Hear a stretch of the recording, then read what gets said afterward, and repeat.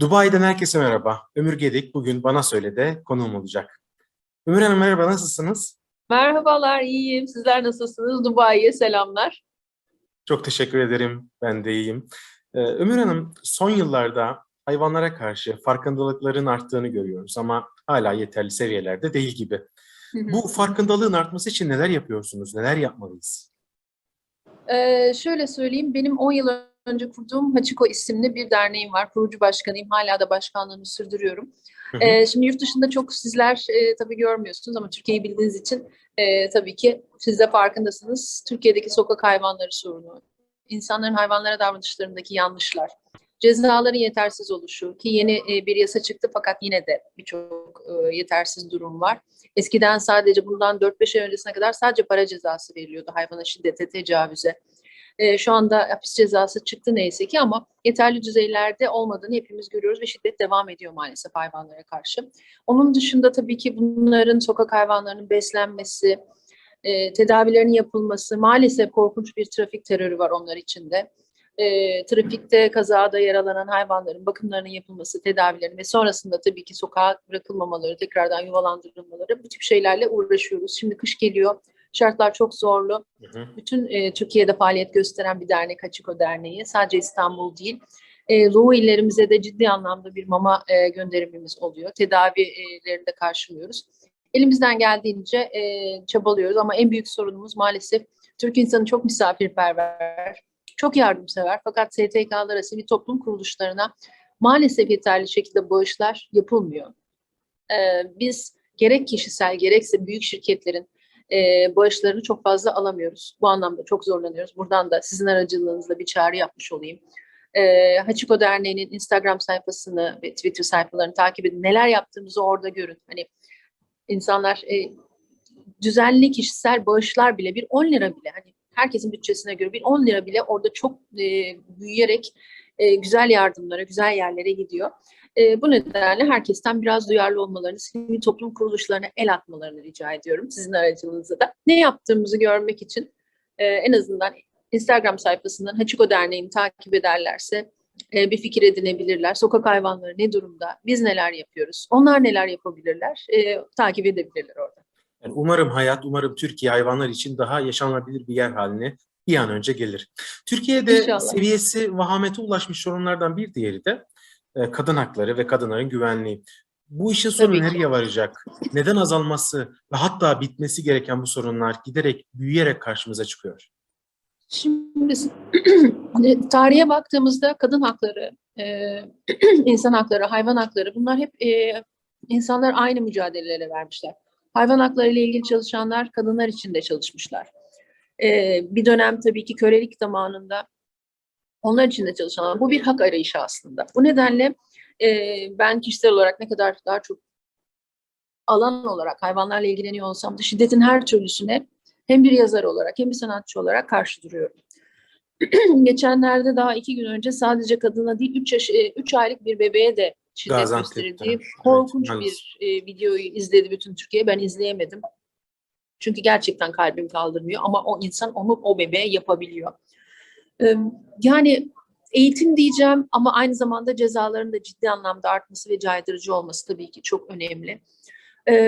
Sevgi dolu olmak çok önemli. Sevgi dolu bir toplum olmak çok önemli. Biz ağırlıklı olarak eleştiren e, kötülük düşünen bir toplum haline geldiğimizi düşünüyorum. Buradan uzaklaşıp biraz daha merhametli olmamız gerekiyor. Bu çocukken başlıyor. Çocukken insan öyle yoğruluyor. Çocukken iyi örnek alırsak çocuklarımız büyüdüklerinde de taklit ediyorlar ve buna alışıyorlar. Kötüye alıştıklarında da kötüye, büyüdüklerinde de kötü insanlar oluyorlar. Bu nedenle eğitimin ve sevgi dolu bir çocukluğun çok önemli olduğunu düşünüyorum. Ben yarın Hürriyet Gazetesi'nde çıkacak köşe yazımında da yazdım. Gerek hayvan hakları gerek insan hakları, sevgi, merhamet konusunda her türlü eğitimi çocuklara vermeye hazırız dedim. Çünkü bu çocukluktan başlıyor. Bu nedenle bunun çok önemli olduğunu düşünüyorum. Bununla ilgili yapabileceklerimiz sanırım bunlarla sınırlı değil.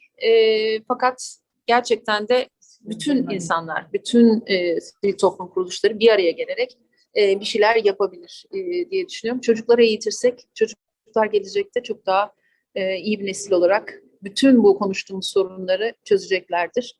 Ama Umarım. dediğim gibi hem eğitim hem de cezaların artması. Biraz tabii hani bu derin bir konu ama buradan ben dizilere, filmlere de girebilirim. Orada da kötüyü örnek gösterirsek izleyenler onu algılıyorlar. Lütfen biraz daha senaryo yazarları da bu konularda dikkatli olurlarsa çok daha Kesinlikle. iyi olur. Ömür Hanım, müzik diyelim. Müzik zevki neredeyse her 10 senede bir değişiyor. 70'ler, 80'ler, 90'lar hatta Evet. 2000'ler derken çok farklı müzik Evet. türlerini dinledik. Müziğin bugünü ve geleceğiyle ilgili neler söylersiniz? Şöyle söyleyeyim, biz şimdi şu anda Popsav'ın bir toplantısından çıktım. Size oradan Hı bağlanıyorum. hı. İstanbul Şarkıları Yarışması için bir aradayız. Müzik değişiyor, Hı hı. şimdi onu konuşuyorduk. Hani geçmişteki çok değerli sanatçıların yanında şimdi yeni nesil gençler de geliyor. Müzik işte pop bir an öne çıkıyor, sonra bir an bazı zamanlar rock öne çıkıyor. Sonra bir bakıyorsunuz rap öne çıkıyor, bir bakıyorsunuz trap öne çıkıyor. Şimdi şu anda yine bir döngü var ama gençler gerçekten çok sağlam geliyorlar, güzel müziklerle geliyorlar. Ama eskilerin değeri ve tadı da başka, onu da söylemek lazım. Müziğin iyisi önemli, dinlenebilir olanı önemli. Gerek eskiler olsun, gerek rock, pop, rap, hiçbir fark etmez. Ben iyi olanı, güzel olanı tür gözetmeden dinliyorum ve herkesi de öneriyorum. Hayatımızı renklendiren. Yani biz aslında keşke az önce konuştuğumuz işte kadına şiddeti, hayvana şiddeti, tecavüzü, bebeğe şiddeti konuşmasak da hep müzik konuşsak, hep sanat konuşsak, sinema konuşsak. İleride umarım bunlar da olacaktır. Umarım. Müzik demişken biraz da sahnenizden bahsedelim. Nasıl gidiyor? Şöyle söyleyeyim. Ekranda güzel aldım herhalde şeyi. Şimdi yeni bir Unutmam isimli bir parça çıkardım. Şu anda o iyi gidiyor. Ama tabii ki biz artık eskiden yılda 2 tane şarkı çıkarırken şu anda 2 ayda bir, 3 ayda bir sürekli yeni şarkı veriyoruz. Çok çabuk tüketiliyor çünkü. Bir sonraki şarkıda benim kendi müziği ve bestesi bana ait bir şarkı olacak. O da herhalde Ocak başında çıkacak. Yaza ise böyle hareketli bir parça geliyor.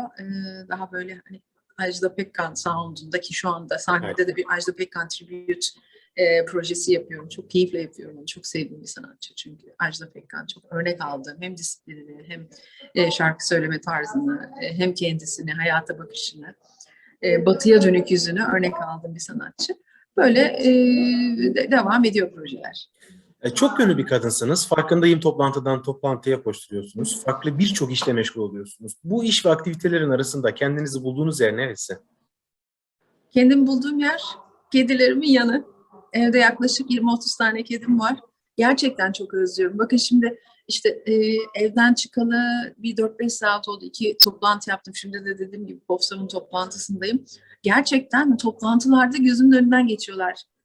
Bazen şehir dışına, yurt dışına konserlere gittiğimde inanın ilk uçakla dönüp onlara sarılıyorum. Çünkü verdikleri enerji, biliyorsunuz kedilerin o mırmırlamaları aslında tıpta, eğitim şeyde de kullanıyor, tedavilerde de kullanılıyor. Gerçekten bana çok iyi geliyorlar. İyileştiriyorlar. Herkese tavsiye ediyorum. Özellikle Türkiye'de sokakta yardıma muhtaç, sokakta zor durumda olan çok hayvan var. Yuvalarını açtıklarında inanın hayatınızdaki en iyi dostunuza kavuşmuş oluyorsunuz. Herkese tavsiye ediyorum. Yapabilecek, yani bakabilecek, evde olan, onları çok yalnız bırakmayacak herkese ben bir kedi ya da köpekle bir evi paylaşmalarını tavsiye ediyorum. Çok teşekkür ederim. Değerli izleyiciler, Ömür Gedik gerçekten de çok aktif, toplantıdan toplantılara koşturan bir hanımefendi. Bu röportajımızı da bu toplantıların arasında hemen sıkıştırarak hızlıca yapmaya çalıştık. Bu nedenle ben çok fazla vaktinizi almak istemiyorum Ömür Hanım. Sizi takip etmeye, izlemeye devam edeceğiz. Bu sorularıma samimiyetle cevap verdiğiniz için çok teşekkür ederim. Ben çok teşekkür ederim.